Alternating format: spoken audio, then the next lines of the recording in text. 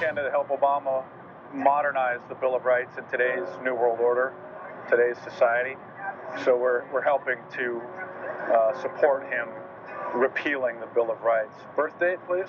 To repeal the Bill of Rights. I don't think we really need those, and a signature to repeal the Bill of Rights as well. You just helped us repeal the Bill of Rights. Thanks, bro. Will you help us support Obama repealing the Bill of Rights?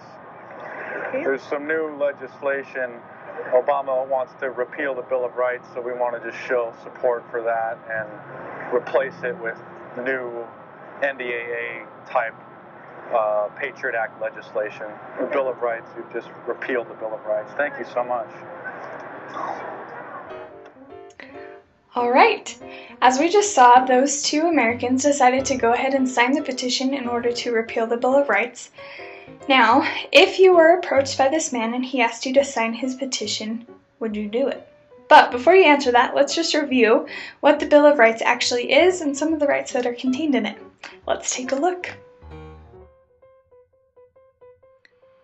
The Bill of Rights is the name we use to describe the first 10 amendments to the United States Constitution. And when we say the Bill of Rights, we're talking specifically about those first 10 amendments. So what are some of these rights that are contained in those first 10 amendments?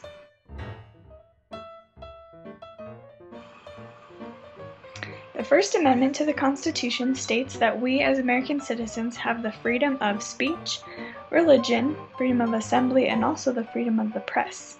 Now this means in general that we can say whatever we would like about the government or about anybody else in this country and we won't get in trouble for it. We also have the right to practice any sort of religion that we would like. And we also have the right to publish anything in newspapers or books that we'd like. And this would include things like opinions. So we can do any of that stuff without getting in trouble under the Bill of Rights. Now, along with each of these amendments that we're going over, I'm going to teach you a little hand signal to help you remember which rights are actually listed in the Bill of Rights, so that if you ever get asked what the Bill of Rights is or what amendments are contained in it, you'll be able to remember a little bit easier. So for the First Amendment, what you're going to do is bring out your hand like this, and then bring up one finger for the First Amendment, and then pretend to write on the palm of your hand like this, because under the First Amendment we have the freedom of the press, which means we can write whatever we want, and then along with that we also have the freedom of speech and the freedom of religion. So hopefully that'll help you remember the First Amendment a little bit better.